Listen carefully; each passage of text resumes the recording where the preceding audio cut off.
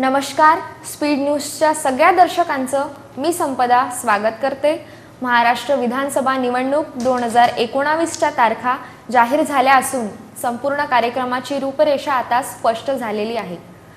महाराष्ट्रातील सगळे राजकीय पक्ष जोमाने तयारीत लागले आहेत।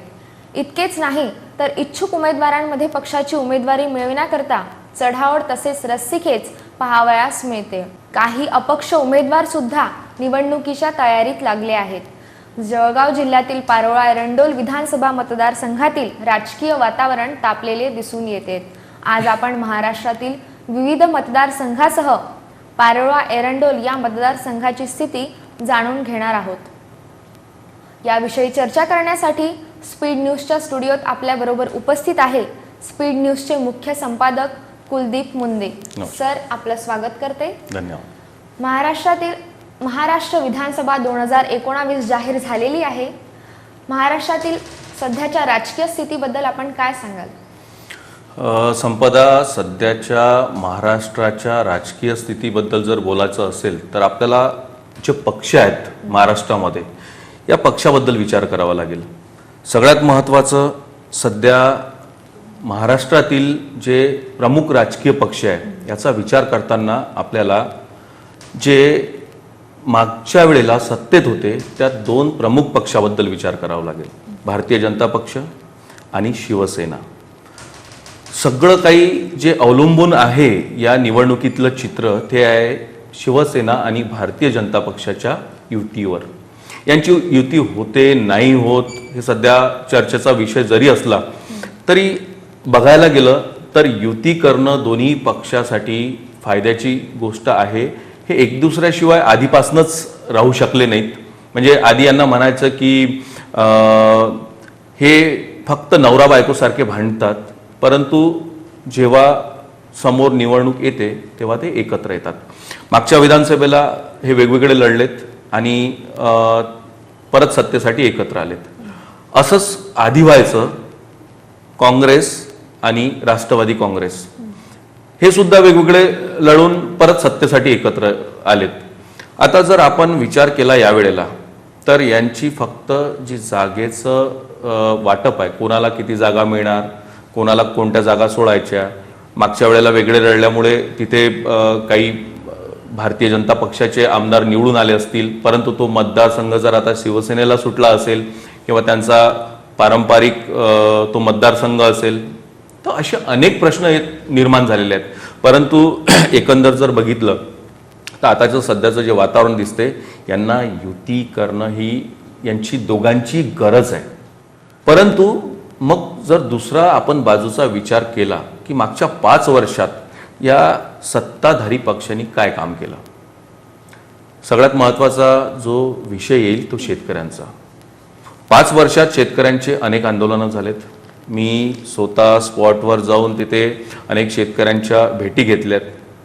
अनेक शेतकऱ्यांच्या आत्महत्या झाल्यात। जेव्हा राष्ट्रवादी काँग्रेस सत्तेवर होती तर तेव्हा हेच शिवसेना भारतीय जनता पक्ष ओरडायचे की शेतकऱ्यांच्या आत्महत्या होत आहेत, सरकार झोपलेलं आहे। म्हणजे आता निवडून कोणाला द्यायचं शेतकऱ्यांनी, मी विशेष शेतकऱ्यांबद्दल बोलतोय। शेतकरी सध्या हतबल होऊन बसलेला आहे की आता निवडून कोणाला द्यायचं। आता एक प्रश्न असा उपस्थित होतो की भारतीय जनता पक्षाचं कार्य कसं चांगलं कसं वाईट हे ठरवल्या चाललंय दिल्लीमध्ये जे सरकार आहे, केंद्रात जे सरकार आहे त्यावरून। परंतु मी एक पत्रकार म्हणून, एका चॅनलचा जबाबदार संपादक म्हणून मी मान्य करतो की दिल्लीमध्ये जे काही निर्णय झालेत ते चांगले झालेत, परंतु महाराष्ट्राचं जे भारतीय जनता पक्षाचं सरकार आहे हे निश्चितपणे इथे काहीही करू शकलं नाही। इथे मोदी मुख्यमंत्री आहेत का, अमित शाह इथले गृहमंत्री आहेत का, तिथे त्यांनी चांगलं काम केलं? तुम्हाला चांगलं काम करायचं आहे, तुम्ही इथे चांगलं काम करा। जसं लोक तिथे अभिनंदन करतात आहे तसं इथे पण करतील। परंतु या सरकारला, महाराष्ट्राविषयी बोलतोय मी, शेतकऱ्यांचे प्रश्नच कळले नाहीत। म्हणजे याचा अर्थ राष्ट्रवादी आणि काँग्रेसचं सरकार चांगलं होतं असंही नाही। कर्जमाफी हा विषय का करावा लागतो? शेतकरी काही भिकारी आहेत का? शेतकऱ्यांना तुम्ही भीक देता? त्यांना भीक नको आहे. त्यांना जर त्यांचा भाव मिळाला तर मी नेहमी म्हणतो की शेतकऱ्यांना जर शेतकऱ्याचा भाव मिळाला तर त्यांना कर्जमाफीने तुम्हाला कर्ज देतील सरकारला, इतकी ताकद शेतकऱ्याची या महाराष्ट्रामध्ये आहे. प्रमुख व्यवसाय आहे. परंतु झालं काय, अनेक दिवसापासून जेव्हा जेव्हा आपण बघितलं शेतकरी आत्महत्या वाढल्यात, मग कर्ज त्यांच्यावर झाले की मग कर्जमाफी करायचा, त्याचा फायदा निवडणुकीत मतांसाठी वापरायचा. मी हे याकरिता सांगतोय की राजकारण काय आहे सध्याचं चालू. झोपा काळाच्या 5 वर्ष आणि 5 वर्षानंतर झोपा यांना जाग आली. जाग केव्हा येते? निवडणुकीची घंटा वाजली की यांना जाग येते. मग काहीतरी दाखवायचं. मग हे फक्त भाजपा, शिवसेना असं नाही, राष्ट्रवादी काँग्रेस, इतर सगळे पक्ष एका माळेचे मणी आहेत. इथे बदल घडला पाहिजे. बदल कोण घडवेल? हा मतदार घडवेल. आता निवडणुका आल्या, शेतकऱ्याचा प्रश्न हा महत्त्वाचा असेलच, परंतु बाकी जे पक्ष आहेत इथे खूप कमजोर पडले आहेत. आता अलीकडे जर शरद पवारांचं ईडीची नोटीस आली, ते त्यांनी एक तिथे पॉवर गेम केला, त्यांची ताकद दाखवून देण्याचा प्रयत्न केला. परंतु याच्यामध्ये खरोखर हा पक्ष परत तो त्याच्या आधीच्या अस्तित्वात किंवा त्या पॉवरमध्ये येईल का, हे पण पाहण्याची गरज आहे. शिवसेनेचा रोल अतिशय महत्त्वाचा आहे. मला आठवते की प्रमोद महाजन, गोपीनाथ मुंडे आणि बाळासाहेब ठाकरे तेव्हा होते. त्यावेळेला जेव्हा युतीचा प्रश्न यायचा, असं नाही की तेव्हा युतीसाठी म्हणजे काही कलह त्यात निर्माण नाही व्हायचा, तेव्हा पण व्हायचं, परंतु ते खूप वेगळ्या पद्धतीनं मॅनेज करायचे. ते शिवसेनेला मी झुकताना कधीच नाही पाहिलं, पण आता शिवसेना लोटांगण घालताना दिसून येते. आपण बघतोय आता, ते कळेलच, आपण लोटांगण घालते की परत यांचा जो वाघ आहे तो डरकाळी फोडतो, निवडणुकीस कसा पुढे जातो हे आता दिसेल. परंतु आता जे आहे हे तिथे काय शिस्त आहे आज आपण इथनं बोलणं म्हणजे योग्य होणार नाही, परंतु युती होईल असं वाटतंय. जर नाही झाली तर हे पक्ष वेगवेगळे लढतील आणि याच्यावरच सगळं आधारित आहे. सर, पारोळा एरंडोल मतदारसंघाविषयी आपल्याला खोलवर माहिती आहेच. कसं विश्लेषण कराल सध्याच्या राजकीय परिस्थितीचं? संपदा, पारोळा एरंडोल हा जो मतदारसंघ आहे हा माझा, मी नेहमीच म्हणतो, हे क्षेत्र माझ्या जिव्हाळ्याचं क्षेत्र आहे. मी माझ्या पत्रकारितेच्या आयुष्यामधले इथे जवळपास 9 वर्ष दिलेत. या भागामध्ये एक पाणी पुरवठा योजना होती, त्याच्यासाठी सुद्धा स्पीड न्यूजच्या माध्यमातून त्यावेळेला मी बरेच प्रयत्न केले. पारोळा एरंडोल हा मतदारसंघ याचा जर विचार केला तर प्रामुख्याने इथे दिग्गजांची भरती आहे. बरेच वेळा याला जळगावच्या राजकारणातील हा माहेर असं म्हटलं जाते. ऐतिहासिक जिल्हा आहे, तालुका आहे, आणि सगळ्यात महत्त्वाचं राजकीय दृष्टीने जर बघितलं तर एक परिपूर्ण आणि भक्कम असा हा तालुका आहे. या तालुक्याचं वैशिष्ट्य म्हणजे इथे भास्कर आप्पा पाटील, आताचे जे वर्तमान आमदार आहेत डॉक्टर सतीश अण्णा पाटील यांचे वडील, यांनी या क्षेत्रासाठी खूप चांगलं काम केलं आहे. तामसवाडी नावाचं एक जे धरण आहे ते धरण तिथे त्यांनी बांधलं, त्याच्यात त्यांचा सिंहाचा वाटा आहे. आणि आज आजूबाजूचे जे गावं आहेत धुळ्यापर्यंत जोडलेले, आणि स्वतः पारोळासुद्धा याच धरणामुळे ते आज पाणी तिथे पिऊ शकतात. आता तुम्ही जसंच बोलले त्याविषयी एक प्रश्न मांडायचा म्हणजे, पक्षाची उमेदवारी न मिळाल्यास अपक्ष निवडणूक लढण्याची अनेकांची तयारी आहे. सर्वात आधी सुरुवात करूया माजी आमदार तथा संभावित उमेदवार चिमणराव पाटील यांच्यापासून. आणि दिग्गज आणि एक महत्त्वाचं नाव म्हणजे डॉक्टर सतीश पाटील. प्रभावी कशी राहील त्यांची? सतीश अण्णा पाटील आणि चिमणराव पाटील जी लढत असते, प्रमुख लढत यांच्यामध्ये असते. परंतु तू जे मला विचारलं की अपक्ष अनेक उमेदवार आहेत, हो, यावेळेला अनेक अपक्ष उमेदवार आहेत, परंतु जर आपण बघितलं तर यांना पक्षाची तिकीट हवी आहे. सगळ्यांना भारतीय जनता पक्षाची तिकीट हवी आहे यावेळेला. नावं सांगतो मी, म्हणजे गोविंद शिरोळे जे विकास तेथील स्थानिक शहर विकास आघाडी आहे त्याचे प्रमुख आहे. त्यानंतर करण पवार जे सध्याचे नगराध्यक्ष आहेत, त्यांना लोकसभेच्या तिकीटसाठी सुद्धा त्यांचं नाव हे झालं होतं. त्यानंतर मच्छिंद्र पाटील जे मागच्या वेळेला भारतीय जनता पक्ष आणि शिवसेनेची युती तुटल्यानंतर त्यांनी भारतीय जनता पक्षाचे ते उमेदवार होते. मच्छिंद्र पाटील, करण पाटील म्हणजे करण पवार आणि गोविंद शिरोडे हे प्रमुख पारोडा मधून असे उमेदवार आहेत की त्यांना पाहिजे आहे भारतीय जनता पक्ष या पक्षाची तिकीट, पण नाही मिळाली तर अपक्षाला सुद्धा लढण्यासाठी तयार आहे. जरी हे जाहीररित्या बोलत नसले तरी सूर तेच आहे आणि ज्या मतदारसंघात त्यांचा ज्या पद्धतीनं वावर आहे सध्या, ते संकेत हेच आहे की हे यातले कमीत कमी 2 तरी उमेदवार तिकीट जर नाही भेटली पक्षाची तर हे अपक्ष निवडणूक लढू शकतात किंवा निवडणुकीस सामोरे जाऊ शकतात. आता चिमणराव पाटील यांच्याबद्दल आपण जर बोललो तर हो, अतिशय दिग्गज नाव आहे. म्हणजे मागच्या वेळेला अतिशय अल्पमतानी त्यांचा पराभव झाला. त्यांचा पराभवाचं जर कारण आपण सांगायचं म्हटलं तर खोलावर जावं लागेल. कदाचित मागच्या वेळेला चिमणराव पाटील किंवा त्यांचे चिरंजीव असतील अमोल पाटील यांनी जर अभ्यास केला असेल तर त्यांना प्रामुख्याने 2 गोष्टी दिसेल. एक की कुठेतरी एक गॅप असते किंवा एक, मी म्हणतो गॅप म्हटल्यापेक्षा कार्यकर्ते किंवा मतदार आणि त्या नेत्या किंवा नेत्यांच्या कार्यकर्त्यामध्ये किंवा एक जी प्रमुख फळी असते कार्यकर्त्यांची त्या उमेदवाराच्या, तिथे कुठेतरी एक जागा तयार व्हायला लागते. आणि ती जागा, मग आता मी त्याचं विश्लेषण करणार नाही, ती जागा कशामुळे झाली तेथील मतदारांना माहीत आहे, ती जागा कशामुळे आम्हा पत्रकारांना पण माहीत आहे आणि मला तर विशेष माहीतच आहे त्या जागा कशामुळे तयार झाल्यात. चिमणराव पाटील हे दिग्गज उमेदवार आहेत, त्यांची पकड सुद्धा या मतदारसंघावर भरपूर आहे.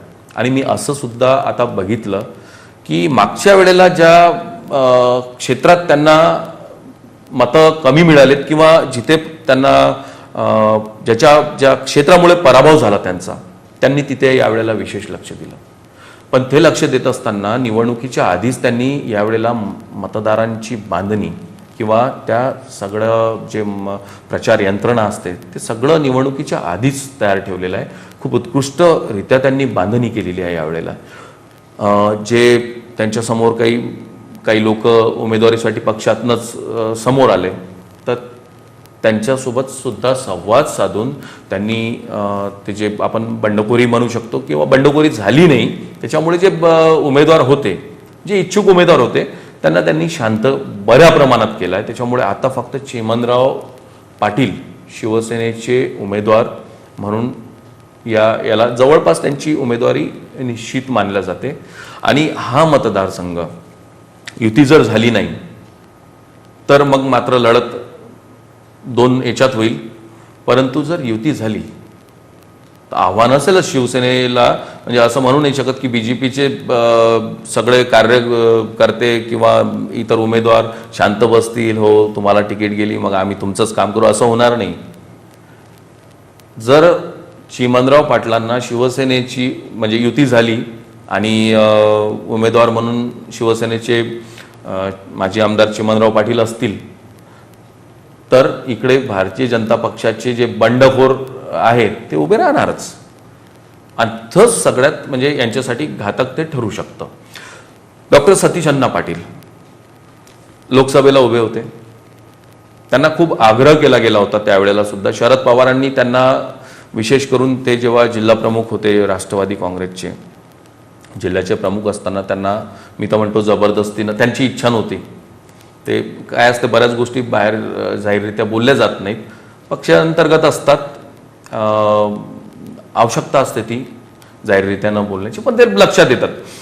तर ती त्यांना उमेदवारी एक प्रकारे जबरदस्तीने दिलेली होती. भाजपाची प्रचंड लाट होती, सुनामी होती त्यावेळेला 2014 मध्ये जी झाली, त्यात ते पराभूत झाले. परंतु त्यांना लगेच विधानसभेची उमेदवारी दिली गेली आणि त्यात ते निवडून आले. एक यांचं वैशिष्ट्य सांगतो मी. डॉक्टर सतीश अण्णा पाटील हे एक असा नेता आहे की कार्यकर्त्यांना थेट नावाने ओळखेल किती दूरचा कार्यकर्ता असेल त्यांच्या मतदारसंघातला, ते त्यांचं वैशिष्ट्य आहे. सगळ्या त्याच्या कुटुंबाची सगळी माहिती यांच्याकडे असते, तोंडपाठ असते सतीश अण्णांना. हे जिथे जातात यांना ती त्यांच्यातलं ते एक VIP ते जे कल्चर त्यांच्यात नाही आहे. मी बघितलं, हे थांबतील. कुठल्या शेतकऱ्यांना हात दिला तरी ते थांबतील, कुठे स्वतः गाडी उभी करून थांबतील, एखाद्याच्या शेतात जातील, तिथे बोलतील. या पद्धतीचं एक सामान्य नेतृत्व म्हणजे त्यांच्यामध्ये जे भास्करप्पा पाटील आहेत त्यांचे वडील, त्यांचे बरेच गुण उतरलेत असं सांगतात. आपण बघितलं की जळगावमधले जेवढी विधानसभा मतदारसंघ आहेत त्याच्यामधनं फक्त एकमेव डॉक्टर सतीश अण्णा पाटील निवडून आले होते. आणि मजबूत उमेदवार चिमणराव पाटलांना कोणी विचार नसेल केला त्यावेळेस की हे पराभूत होऊ शकतात, त्यांना सुद्धा पराभूत करून भारतीय जनता पक्षाचे मच्छिंद्र पाटील, ज्यांनी अल्पसंख्याक जे मतं आहेत कासोद्याचे ते एकतर्फे बऱ्या प्रमाणात जे राष्ट्रवादीचा तो पारंपरिक मतदार मानला जातो त्या मतामध्ये विभागणी झाली होती, विभाजन झालं होतं, तरी सुद्धा डॉक्टर सतीश अण्णा पाटील निवडून आलेत तिथून. म्हणजे यावेळेला जी लढत होईल हे दोन दिग्गज जरी असतील, पण यावेळेला सध्या आपण विचार केला तर आपल्याला अनेक गोष्टी विचारात घ्याव्या लागतील. मागच्या निवडणुकीतील मच्छिंद्र पाटील हे सुद्धा जोमाने तयारीस लागले आहेत. किती प्रभावी ठरू शकतात मच्छिंद्र पाटील? संपदा, मच्छिंद्र पाटलांबद्दल जर बोलायचं असेल तर हे एक असं व्यक्तिमत्व आहे की मागच्या वेळेला जिल्हा परिषद सदस्य म्हणून यांनी निवडणूक लढवली. त्यानंतर हे जिल्हा परिषद उपाध्यक्ष झालेत. विधानसभा आल्यानंतर चमत्कार घडल्यासारखा यांना जेव्हा युती तुटली भारतीय जनता पक्ष आणि शिवसेनेची, यांनी ती तिकीट खेचून आणली, उमेदवारी खेचून आणली. 10 दिवस मिळाले असतील त्यांना. त्या 10 दिवसामध्ये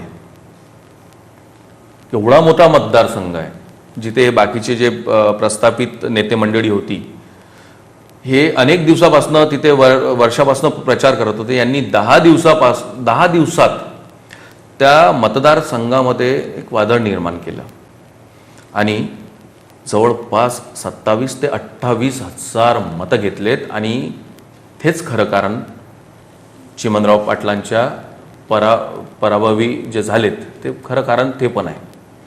आता दुसरं, आपण जर मच्छिंद्र पाटलाबद्दल बोलायचं तर मच्छिंद्र पाटलांबद्दल अशी माहिती आहे माझ्याकडे, ते पण बोलले मुलाखतीमध्ये त्यांच्या, की हे शिवसेना प्रमुख बाळासाहेब ठाकरे यांच्या घरामध्ये त्यांनी त्यावेळेला नोकरी केलेली आहे. एक साधारण व्यक्ती होता कासोद्यामधनं, एक गरीब मुलगा. हा मुलगा मुंबईला जातो. तिथे गावात ते एका किराणा दुकानात पोते उचलायचे आणि 2, 4, 5 रुपये असं मिळायचं. एक साधा गरीब घरातला मुलगा, 2 वेळेच्या खायला सुद्धा प्रॉब्लेम, म्हणजे गरिबी अतिशय जवळून बघितलेला व्यक्ती. हा मुलगा जातो तिथे मुंबईला, छोटं मोठं काम शोधतो. त्याच्यानंतर त्यांना बाळासाहेब ठाकरे यांच्या घरात नोकरी मिळते आणि हळूहळू त्यांचं ते सगळं तिथं स्ट्रगल सुरू होते. मग काही दिवसातच त्यांचं प्रगतीकडे वाटचाल होते. आणि आजची जर वाटचाल बघितली तर ते आज तिथे बिल्डर म्हणून मुंबईत काम करतात. म्हणजे याला काही खूप 10, 15, 20 वर्षाचा इतिहास असेल फार तर. आज तिथे मुंबईत चांगलं त्यांचं प्रस्थ आहे. त्यात सामाजिक सेवा सुद्धा त्यांनी तिथे चालूच असते त्यांची. एक त्यांचं 13 बेडचं हॉस्पिटल आहे. त्याच्यामध्ये त्यांनी अनेक या क्षेत्रातले मतदार क्षेत्रातले त्यांचे लोक असतील त्यांचा इलाज करण्यासाठी ते सगळं खर्चसुद्धा स्वखर्चानं तिथे नेतात, स्वखर्चानं तिथे ठेवतात, त्यांचा इलाज करतात आणि स्वखर्चाने परत पाठवतात. इतक्यापर्यंत त्यांचं हे आहे. आणखी त्यांची एक महत्त्वाची बाजू म्हणजे मुंबईचं त्यांचं जे स्ट्रगल लाईफ आहे त्याच्या आधीची एक बाजू की त्यांचं एक जी पकड आहे अल्पसंख्याक समाजावर तिथल्या, तो मतदार जो आहे तो असं म्हणायला काही हरकत नाही की त्यांच्या अतिशय जवळ आहे. मुंबईत यांचं जेव्हा हे सगळं इकॉनॉमिकली साऊंड झाले, आर्थिक दृष्ट्या सक्षम झालेत, मग यांच्या गावाकडे परत यावंसं वाटलं. आणि त्याच दरम्यान मला अशी माहिती मिळाली की मच्छिंद्र पाटील या गावचे आहेत, असं असं त्यांचं सगळं हे आहे. म्हणून मी त्यांची मुलाखत घेण्यासाठी तिथे गेलो. मुलाखत जेव्हा घेतली तेव्हा अतिशय हळवा माणूस, खूप हळवा, म्हणजे इमोशनल, भावनिक असा माणूस. त्यांना ते मी त्यांचे 5 इंटरव्ह्यू केले. त्या 3 इंटरव्ह्यूमध्ये ते भावनिक होऊन म्हणजे अक्षरशः डोळे त्यांचे पाणावलेत. इतका असा भावनिक माणूस आहे. जेव्हा ते गावात परत आलेत त्यांनी कदाचित समाजसेवा आणि राजकारण त्यांच्या बांधणीत त्यांनी त्या गोष्टीची सुरुवात केली. पहिलीच निवडणूक आणि जिल्हा परिषद सदस्य म्हणून ते उभे राहिलेत आणि महाराष्ट्रात मोठ्या लीडनी निवडून आलेत त्या सदस्य म्हणून. त्यानंतर मग जिल्हा परिषद उपाध्यक्ष झाले आणि विधानसभा आली. मी सांगितल्याप्रमाणे त्यांनी चमत्कारिकरित्या ती तिकीट त्यांच्यापर्यंत खेचून आणली. मागच्या वेळेला पराभूत जरी असले तर त्यांच्या त्या ताकदीला आपण नाकारू शकत नाही. आता त्यांची सौभाग्यवती ही जिल्हा परिषद अध्यक्ष आहे. म्हणजे जर विचार केला तर जिल्हा परिषद उपाध्यक्ष पद आणि जिल्हा परिषद अध्यक्ष पदापर्यंतचा प्रवास आहे. आता जिल्हा परिषद म्हणजे काय तर असं म्हणतात की मिनी मंत्रालय म्हणतात त्याला. अनेक निर्णय जिल्ह्याचे तिथनं होतात आणि त्याला राईट्स आणि त्याला असणारी निधी हे प्रचंड प्रमाणात असते. निश्चित या काळामध्ये त्यांनी बांधणी केलीच असेल आणि त्यांची जी बांधणी आहे ती अतिशय यावेळेला मजबूत आहे. कार्यकर्त्यांसोबत बोललो मी, त्या परिसरात बोललो. म्हणजे समोर जेव्हा हे निवडणुकीला जातात तर यावेळेला जेव्हा त्या वेळेवर झालं असं नवखप किंवा अशा प्रकारची त्यांची बांधणी, कच्ची बांधणी नसेल यावेळेला. त्यामुळे मच्छिंद्र पाटलांना गांभीर्यानेच घ्यावं लागेल सगळ्या उमेदवारांना.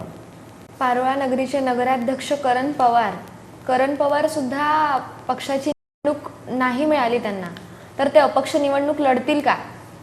काय सांगाल त्यांच्याबद्दल? अपक्ष लढतील नाही लढणार हे सांगण्यापेक्षा मी करण पवारांबद्दल सांगायला मला आवडेल.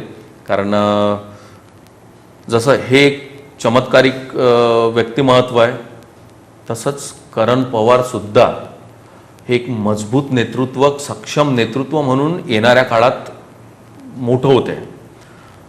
4-5 वर्ष आधी ते म्हणतात ना पाय दिसायला लागतात पाळण्यात.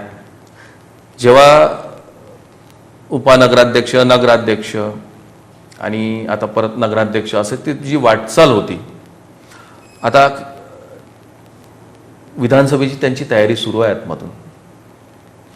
करण पवार यांना वारसा आहे हा भास्करप्पा पाटलांचा. आणि किती म्हटलं आज जरी हे वेगवेगळे असतील, डॉक्टर सतीश अण्णा पाटील असेल, करण पाटील असेल, यांची राजकीय वाटचाल वेगळी असेल, वेगळ्या पक्षात असेल, परंतु डॉक्टर सतीश अण्णा पाटलांचा वारसा काही काळ त्यांना लाभलेला आहे, तो सानिध्य लाभलेला आहे. आणि ते जे एक मुसद्दीपण जे आहे डॉक्टर सतीश पाटलांचं ते करण पवारमध्ये ते सुद्धा दिसते. भास्करप्पा पाटलांचं जे एक व्यक्तिमत्व होतं ते सुद्धा दिसते. म्हणजे करण पवार आक्रमक आहे आणि मनमिळावू आहे, मितभाषी पण आहे. आक्रमक ते एक थोडासा त्याला दबंग हे म्हणतो ते सुद्धा त्यांच्यामध्ये दिसते. सगळ्यात महत्त्वाची गोष्ट म्हणजे आता तरुण आहेत. करण पवारांबद्दल जर मला अधिक सांगायचं असेल तर एक मी भविष्यवाणी करतो. कॅमेरा समोर आहे आणि 20 वर्षात अनेक अशा भविष्यवाणी मी केल्या आहेत राजकीय याच्यात. अहमदनगर, पुणे असो, आपलं अमरावती असो, नागपूर असो, जळगाव असो, जालना असो, आणि माझ्या अनेक भविष्यवाणी ह्या खऱ्या निघाल्यात. या निवडणुकीत करण पवार हे निवडून येतील नाही येतील हे मतदार सांगेल, मतदान सांगेल, निकाल सांगेल.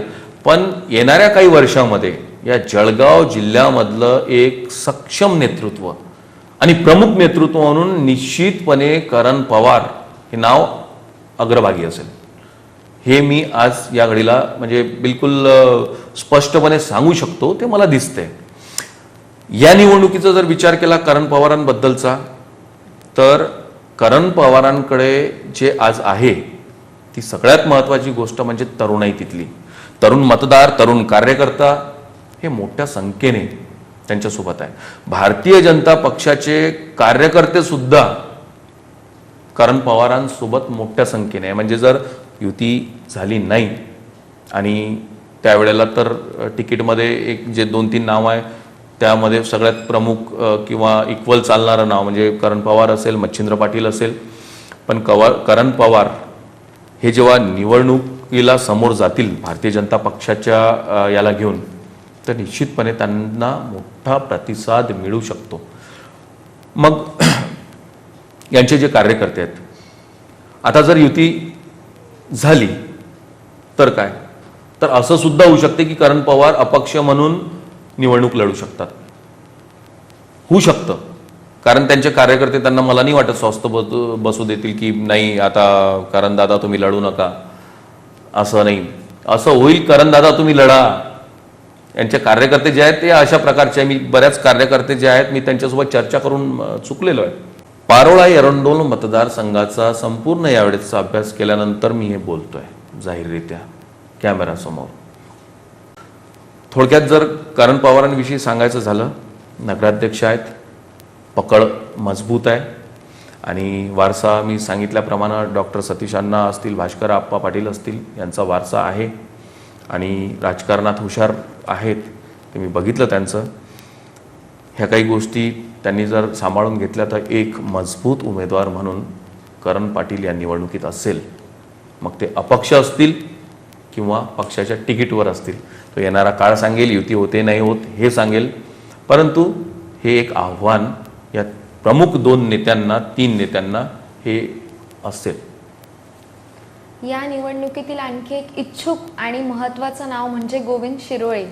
काय सांगाल त्यांच्या उमेदवारीविषयी?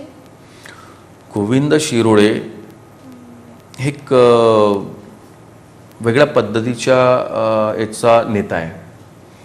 म्हणजे त्यांना कधी कुठल्या पक्ष किंवा पार्टी त्यांना त्याची कधीच आवश्यकता नाही वाटली. परंतु मी बघितलं की अनेक पक्ष पार्टी हे यांच्यापर्यंत येतात. म्हणजे मागच्या जेव्हा याच्या आधी 5 वर्षाच्या आधी ज्या निवडणुका झाल्यात, याच्या आधीची पंचवार्षिक 2016च्या आधीची पंचवार्षिक, त्यावेळेला ते सत्तेमध्ये होते तिथल्या नगर परिषदेमध्ये. त्यांच्या ज्या सुनबाई आहेत त्या भावसून ज्या आहेत त्या नगराध्यक्षसुद्धा होत्या. त्यावेळेला राष्ट्रवादीला त्यांच्यासोबत जुळून घ्यावं लागलं. हे कुठलाच पक्ष किंवा हे कधीच यांना वाटलं नाही. परंतु आता ते भारतीय जनता पक्षाची तिकीट मागतायत आणि ते जाहीररित्या बोलत नाहीत. परंतु मला असं वाटतं की त्यांना जर पक्षाने तिकीट दिली नाही तर ते अपक्षसुद्धा उभं राहतील. त्यांची बांधणी ही थोडी वेगळ्या पद्धतीची असते. एक त्यांचा जो समाज आहे तिथे तो पण म्हणजे विचार करण्या इतका तर आहेच. दुसरं, इतर समाजातूनही त्यांना चांगल्या प्रकारे प्रतिसाद असतो. ताकद त्यांची आहे, तरीही त्यांनी बांधणी सुरू केली आहे. कासोदा असेल, एरंडोल असेल या भागात त्यांनी मी ऐकलं बरंच त्यांनी कामाची सुरुवात केली होती त्यावेळेला. आता या निवडणुकीला पुढे जाताना त्यांना तिकीट मिळते की नाही मिळत हे सुद्धा पाहणं. मी असं स्टेटमेंट करणार नाही की युती होती की नाही होत. त्याच्यामुळे हा प्रश्न निर्माण होत नाही की त्यांना भारतीय जनता पक्षाची तिकीट मिळेल की नाही मिळेल. ती मिळाली तर ठीक, नाही मिळाली तर मला तरी असं वाटतं की ते अपक्ष म्हणून निवडणुकीला पुढे जातील. आणि अपक्ष निवडणुकीला पुढे गेले तर निश्चितपणे हे सुद्धा एक मोठं आव्हान या सगळ्या नेते मंडळींसमोर असेल. म्हणजे गोविंद शिरोळे, तिकडे मच्छिंद्र पाटील, करण पाटील, हे आव्हान जे उमेदवारी पक्की मानली जाते पक्षांची, चिमणराव पाटील शिवसेना, राष्ट्रवादी काँग्रेस डॉक्टर सतीश पाटील यांची उमेदवारी जवळपास पक्की आहे. तर यांच्यासमोर हे 3ही आव्हान निर्माण करू शकतात. या व्यतिरिक्त मग लहान मोठे अनेक मतदार आहेत. मनसेनी मागच्या वेळेला आव्हान तिथे निर्माण केलं होतं, 3ऱ्या क्रमांकाचे मतदान त्यांना तिथे होते, परंतु ती ताकद मनसेची नव्हती, ती ताकद होती नरेंद्र पाटील नावाच्या उमेदवाराची, जे मनसेचे उमेदवार होते. त्यांचं स्वतःचं, त्यांच्यासोबत त्यावेळेला जे यूथ होतं, तिथलं जे तरुणाई होती, तेच यावेळेला तरुणाई म्हणजे तेथील नाही, पण या पारोळा किंवा त्या मतदारसंघातली यावेळेला करण पाटलासोबत आहे. म्हणून मी तो उल्लेख केला की करण पाटील यांचा संपर्क आता मी जेव्हा वाळताना त्यांचा दिसतोय, तो आता ते पारोळा किंवा एरंडोलच्या बाहेर सुद्धा निघालेत. म्हणून मगाशी मी तो उल्लेख केला. पण ही निवडणूक कोणाला तिकीट मिळणार, कोणाला नाही मिळणार, कुठला पक्ष असेल, युती होईल की नाही होणार, हा सगळा विषय जर आता बाजूला ठेवला, जेव्हा निवडणुका लागेल, प्रचार होईल, मतदान होईल, त्याच्यानंतरचा जेव्हा निकाल येईल तो धक्कादायक असेल. तुम्ही यावेळेला असं म्हणू नाही शकत की शिवसेनाच जिंकेल, शिवसेनेचा उमेदवार निवडून येईल. तुम्ही असं नाही म्हणू शकत राष्ट्रवादीचाच उमेदवार निवडून येईल. तुम्ही असं सुद्धा नाही म्हणू शकत की हे 3 जे उमेदवार आहे, अपक्ष जरी उभे राहिले ते निवडून येणार नाही, असं सुद्धा नाही म्हणू शकत तुम्ही. म्हणजे इतकं या घडीला आपण बोलू शकतो की 5ही जण हे मजबूत स्थितीत आहे. मी 5ही जण मला बोलायचं आहे म्हणून बोलत नाही आहे, पण आज खरोखर आजच्या घडीला हे स्टेटमेंट करूच नाही शकत. प्रत्येकामध्ये काही पॉझिटिव्ह आहेत, प्लस पॉईंट आहेत, काही मायनस पॉईंट आहेत. याचं कॅल्क्युलेशन नंतर होत असते. ते मतदान जेव्हा होतं त्याच्यानंतर मतदानाच्या ज्या तारखा असतात, त्या तारखेची ज्याला कत्लकी रात म्हणतात, ते एखादा 2 दिवस जे असतात, इथं वातावरण फिरतं, मग ते कसं फिरतं, आणि शेवटी म्हणजे बोलण्याची माझी इच्छा नसते या गोष्टी, पैसा निवडणुकीमध्ये हा खूप फॅक्टर बनत चाललेला आहे. म्हणजे जो उमेदवार जास्त पैसे खर्च करणार तो निवडून येण्याचे चान्सेस हे जास्त बनायला चाललेत. ही आपल्या देशाची शोकांतिका आहे. मी नेहमीच मतदारांना आवाहन करत असतो की तुम्ही तुमचा जेव्हा उमेदवार निवडून देता, तर तुम्ही त्यांना प्रश्न करू शकले पाहिजे. तुम्ही पाकिटं जर घेता, तुमची वचक खतम होऊन जाते, तुम्ही विचारणारा मग त्यांना कोण? तुम्ही विचारू शकत नाही की आमचं हे काम करा, का नाही केलं. म्हणून कुठल्याही मतदारांनी या पद्धतीनं आता थोडं थांबलं पाहिजे. तर नैतिकता ही ठेवली पाहिजे, पत्रकारांनी ठेवली पाहिजे, मतदारांनी ठेवली पाहिजे, नेत्यांनी पण ठेवली पाहिजे. तरच सक्षमरित्या आपली लोकशाही ही पुढे जाईल, एक मजबूत आपलं राष्ट्र निर्माण होऊ शकेल. या मुलाखतीमध्ये मी इतकंच बोलू शकतो. पुढे माझ्या या मतदारसंघात अनेक मुलाखती होतील. मित्रांनो, मी सांगू इच्छितो की पारोळा, एरंडोल या भागात आपलं स्पीड न्यूज चॅनलचं प्रसारण या 1 तारखेपासून सुरू झालेलं आहे. आणि महत्त्वाचं म्हणजे यूट्यूबवरून स्पीड न्यूज हे सुद्धा आता आपल्याला या माध्यमातून पाहायला मिळेल. त्याच्यामुळे पाहत राहा स्पीड न्यूज. पारोळा एरंडोल मतदारसंघाविषयी आपण जी महत्त्वाची माहिती दिली त्याबद्दल धन्यवाद. तर हे होते स्पीड न्यूजचे मुख्य संपादक कुलदीप मुंदे. यांच्याकडून आपण विविध मतदारसंघाविषयी जाणून घेणारच आहोत. तोपर्यंत मी संपदा येथेच थांबते. नमस्कार.